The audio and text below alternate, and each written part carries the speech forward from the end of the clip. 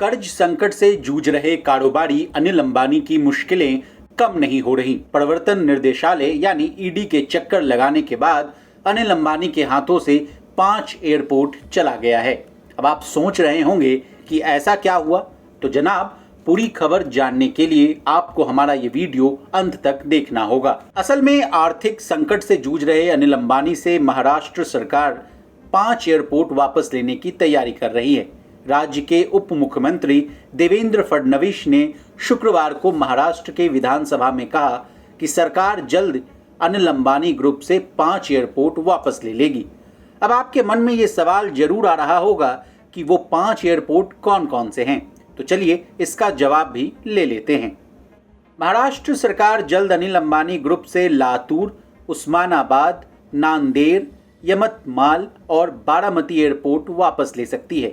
अब इसके पीछे की कहानी क्या है, ये जान लीजिए। दरअसल साल 2008-2009 में सरकार ने एयरपोर्ट के रखरखाव के लिए अनिल अंबानी की company Reliance airport developers limited को एक कार्य सौंपा था।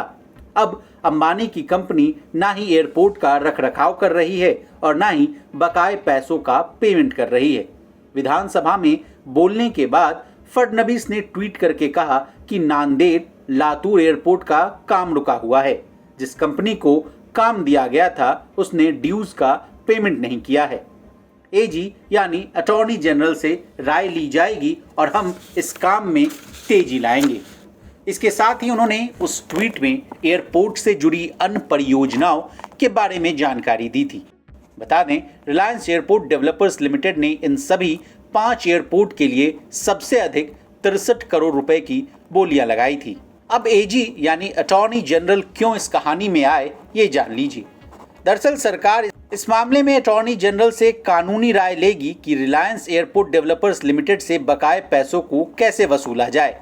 इसके साथ ही क्या सरकार इसके बजाय एयरपोर्ट का पूरा नियंत्रण अपने हाथों में ले सकती है? इन सभी सवालों का जवाब सरकार अटॉर्नी जनरल से लेगी। बता दें, हाल ही में अनिल अंबानी और उनकी पत्नी टीना अंबानी विदेशी मुद्रा उल्लंघन मामले में प्रवर्तन निर्देशालय यानी ईडी के अधिकारियों के सामने पेश हुए थे। अनिल और उनकी पत्नी पर विदेश में मौजूद संपत्ति को छिपाने और फंड्स के मूवमेंट का आरोप लगा था। फोर्ब्स इंडिया के अनुसार साल 2007 में अनिल की नेटवर्थ 45 बिलियन डॉलर थी। उस समय वो देश के तीसरे अमीर कारोबारी हुआ करते थे। इसके बाद उनका कर्ज लगातार बढ़ता गया और नेटवर्थ कम होती चली गई।